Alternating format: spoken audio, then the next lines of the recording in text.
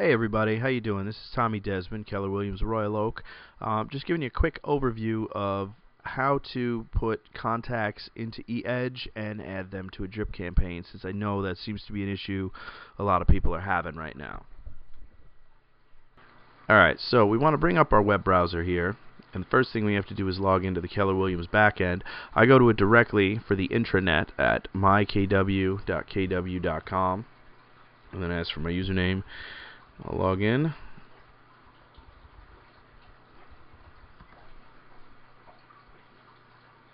Alright.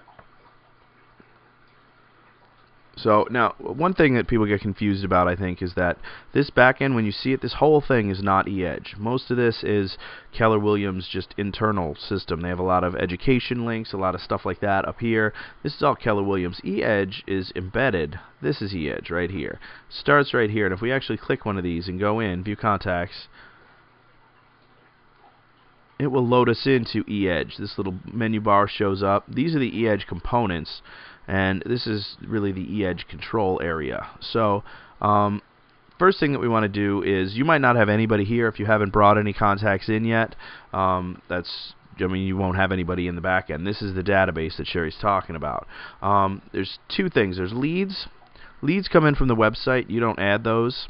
Either they come in from the website, or there's something that you import in mass, in bulk. Like if you send up a spreadsheet with all the info in it from a lot of your contacts, which is what I did. I had 2,300 people. I'm not going to add them one by one.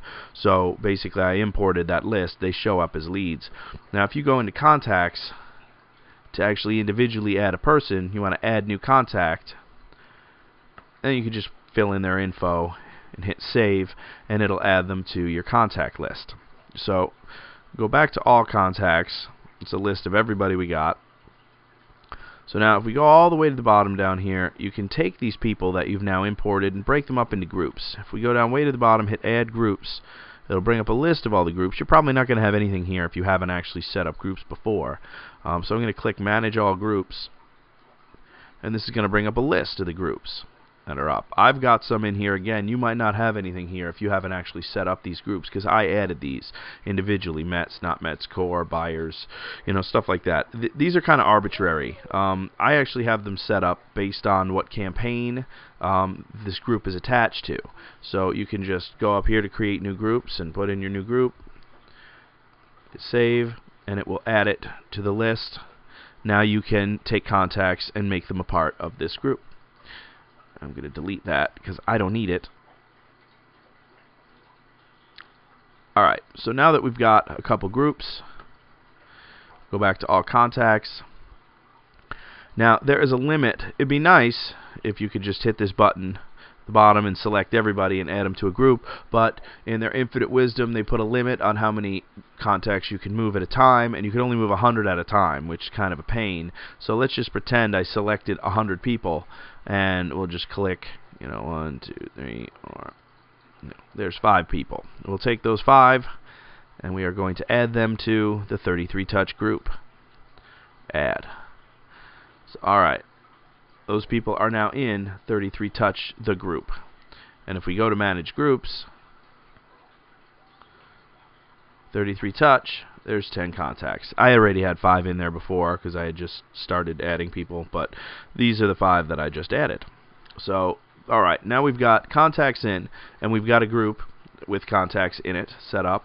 The next step is to actually take this group and put it on a campaign, a drip campaign. This seems to be one of the tricky points that a lot of people have issues with, and I even did. I just sat in on a class with Roger Ballou today, and he kind of ran me through some of the parts that I was unsure about, just because I didn't want to send out emails to my groups that, didn't have all the right information in them, so I'd look like a fool, So, but basically we're going to set up the campaign now. We'll go to Create Marketing.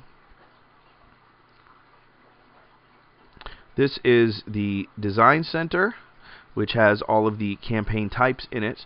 If you'll notice, there's actually 2 main parts we're going to care about. The Design Gallery, which has got the collection of all the different things they have, and then the Portfolio, which is for after you've picked one and set it up. So we're in the Design Gallery now. We're going to pick over here, Automated Marketing Campaigns, 33 touch, because that's the campaign that I'm interested in.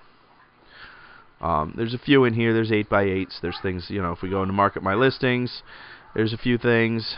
Market my business, market to buyers. There's an 8x8 for buyers, an 8x8 for sellers. And if you hit these little plus minus keys on the sides of the folders, that makes them expand or contract so you can see what's in them. So I'm going to open marketing to my sphere, which is where 33 touch is. So I will click that.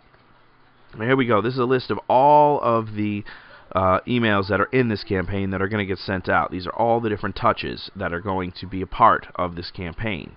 So this is what I want. I'm going to select it. Now I'm going to name it, and I will just, it doesn't really matter what you name it. It's just a unique identifier. You're probably only going to have one campaign per campaign type, so that's why I have a 33 touch group, a seller's 8x8 group, and a buyer's 8x8 group, is because there's just one for each of those. So I'm going to name this, just for the sake of this, test campaign. Hit next. It will load it up. The next step of this process, now that I've created a campaign, is to pick who I want to be added to it. Now this is where I was saying you could add individual people, so I could select these couple people and click over, and it will bring them into the group, but that is not very convenient for me because there's a lot of people to deal with. So instead of doing it like that, I'm just going to attach the whole group to it. So here I want 33 touch group getting the 33 touch campaign. Imagine that. And then I will hit save. So now anybody that I add, even in the future, to the 33 touch group will start getting this 33 touch campaign by default because the whole group is getting this campaign. Now there's two types of campaigns they have. They have a date-based one, which is 33 touch, and they have a time-based one, which is the 8x8s. The date-based one, it occurs on a particular date all the time. So if you add someone to the campaign, everybody that I add today will get everything from March because it's before March. So they will start getting each of these. Now if I add someone in April, April 17th, they're not going to get the previous ones. They're just going to get from April 22nd on for, till the end of the campaign. Whereas if you go to the 8x8s, if I'm going to go over to one of my 8x8 ones, this is time-based. And these time-based ones, now it's like anytime you add someone new to this campaign, they're going to get it, each part of the campaign, like within the amount of time from when they signed up. So here we've got 1 day after contact is added, they'll get it. 8 days after contact is added. Those aren't dates. Those are relative times to when they'll, get the piece sent out. So anyway, I'll go back to test campaign here.